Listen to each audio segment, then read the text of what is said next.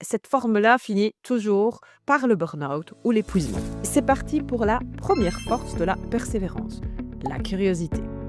Quand on parle de persévérance, on imagine souvent une forme de résistance héroïque, de la persévérance par le sacrifice, par la force brute. Le problème, c'est que cette forme-là finit toujours par le burn-out ou l'épuisement. La curiosité, c'est l'inverse.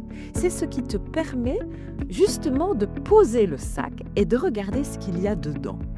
Si tu es bloqué aujourd'hui, c'est peut-être pas de force dont tu manques, mais d'un regard neuf. Quand tu es submergé, ton cerveau il passe en mode survie. Ton cortisol explose et ton champ de vision se rétrécit. Tu ne vois plus que tout ce qui ne va pas. Le stress te dit subis ou fuis, tandis que la curiosité te dit attends. Et si on regardait comment ça marche ce truc-là? C'est le passage d'une sensation d'étouffement à une sensation d'espace. Ta curiosité, c'est ton bouclier le plus efficace contre l'épuisement. Remplace le « je dois » par le « je veux comprendre ». Celle qui réussit, ce n'est pas celle qui porte le plus gros sac. C'est celle qui a compris comment le rendre plus léger en étant curieuse de chaque étape.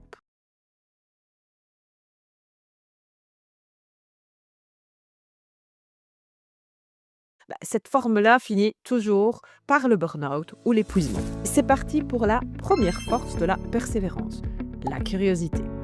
Quand on parle de persévérance, on imagine souvent une forme de résistance héroïque, de la persévérance par le sacrifice, par la force brute. Le problème, c'est que cette forme-là finit toujours par le burn-out ou l'épuisement.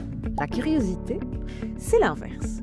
C'est ce qui te permet justement de poser le sac et de regarder ce qu'il y a dedans. Si tu es bloqué aujourd'hui, c'est peut-être pas de force dont tu manques, mais d'un regard neuf. Quand tu es submergé, ton cerveau il passe en mode survie. Ton cortisol explose et ton champ de vision se rétrécit. Tu ne vois plus que tout ce qui ne va pas.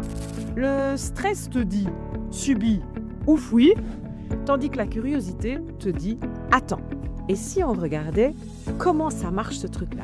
C'est le passage d'une sensation d'étouffement à une sensation d'espace. Ta curiosité, c'est ton bouclier le plus efficace contre l'épuisement. Remplace le « je dois » par le « je veux comprendre ».